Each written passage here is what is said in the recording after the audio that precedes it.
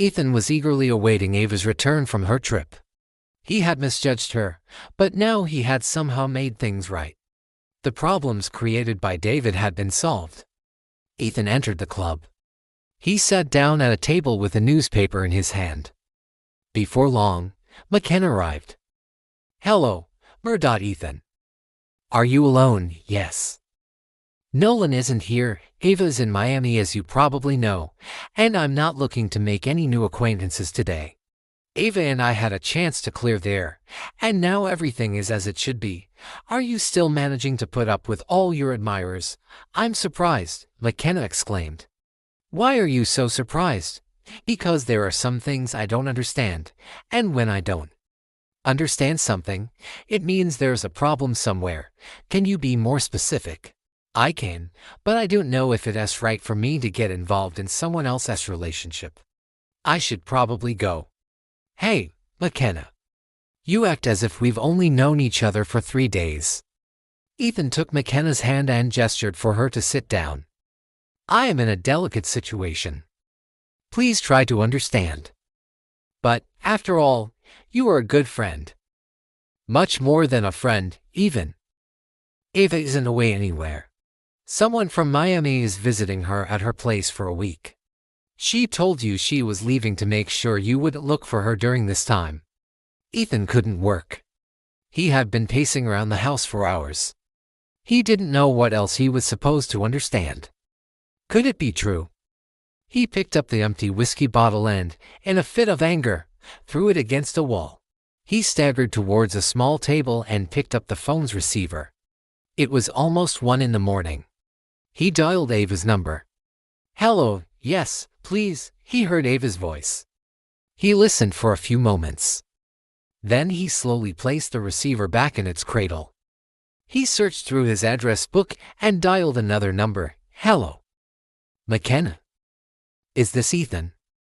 What the hell is wrong at this hour?" "Yes, it's me. I'm fine. Are you drunk? I want to go on vacation for a few days. If you'd like to join me, you're my guest. After I stop by the salon, I'll come over to your place. I had a glass of whiskey, but I'm not drunk." "When would that be?" "We leave tomorrow, and we'll stay as long as we feel good. Probably for our 5 days. You're crazy. By the way, where do you want to go?" "I don't know. I'll look for a beautiful place after I hang up.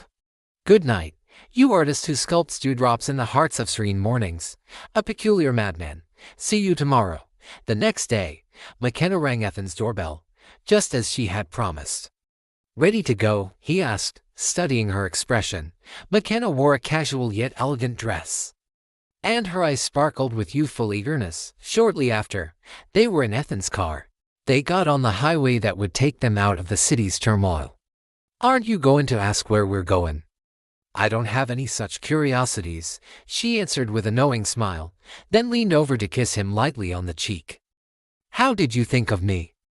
Do you find my company agreeable?" Ethan turned his head toward her, smiling. "Yes, I do," he said, reaching out and gently, tenderly stroking her leg. "We're heading to Whispering Pines Retreat. It's a luxury getaway, located in a pine forest. There, you'll find the Lake of Hidden Crystals. A deep and clear lake that's said to hide magical crystals at its bottom. It's a quiet destination, with many attractions for us to enjoy." As the drive continued, the air grew cooler, the forest denser, and the landscape more spectacular. The road, which snaked alongside Eagle Crest Mountain, offered a breathtaking view of the valley and the lake stretching far below. The atmosphere in the car was intimate, and Makenna seemed dreamy, absorbed by the unfolding scenery. When they arrived at Whispering Pines Retreat, Ethan and Makenna were greeted by a picturesque landscape that offered a sense of seclusion. Ethan asked, approaching her and wrapping his arms around her. The luxury hotel, built with rustic yet elegant architecture, rose boldly among the trees, its facade covered in ivy and carved wood. After they checked in, Ethan opened the doors to the veranda. The storybook view of the lake and mountains stretched out before them. "It's incredible," she whispered, letting herself be seduced by the calm wind and the shimmering water. "Do you like it?"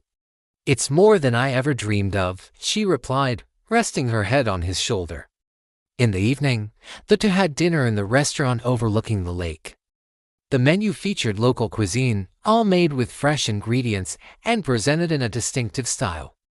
"Too many wishes," Makenna said, raising her glass to Ethan. "They will probably come true," he replied, smiling mysteriously.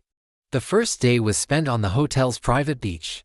The fine white sand, contrasting with the crystal-clear water of the lake, provided an ideal spot for relaxation. Makenna and Ethan enjoyed the sun, lounging on recliners and talking about all sorts of common things. "It's great to see you so relaxed," Ethan said, watching her smile. "It's easy when you're part of a landscape like this and in high-class company," she replied, pulling him closer for a kiss. The next day, they explored the hotel's luxury facilities. The indoor pool, with its warm water and a panoramic window, offered a direct view of the pine forest. After swimming and relaxing, they spent hours at the fitness center and in the video game room, designed especially for couples.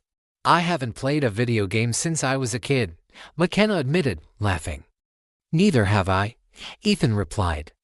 "But I see I still know how to lose," he added, laughing as he challenged her to a virtual dance-off. The last day was reserved for a romantic ride on the lake aboard an old steamboat. The atmosphere was unique, filled with the distinct sound of the water. The night spent in their cabin on the boat was a rare experience. At the same time, in love's arms and among its waves, Ethan said. "This steamboat ride is especially for those who know how to love," Makenna said. "It's a unique pleasure to be rocked by the waves while holding you." They should mention that in their brochure. On the way home, in the car, the two sat in silence, each absorbed in their thoughts.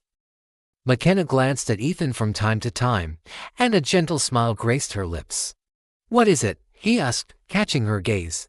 "I was just wondering if you'll ever invite me again. Don't be a troublemaker."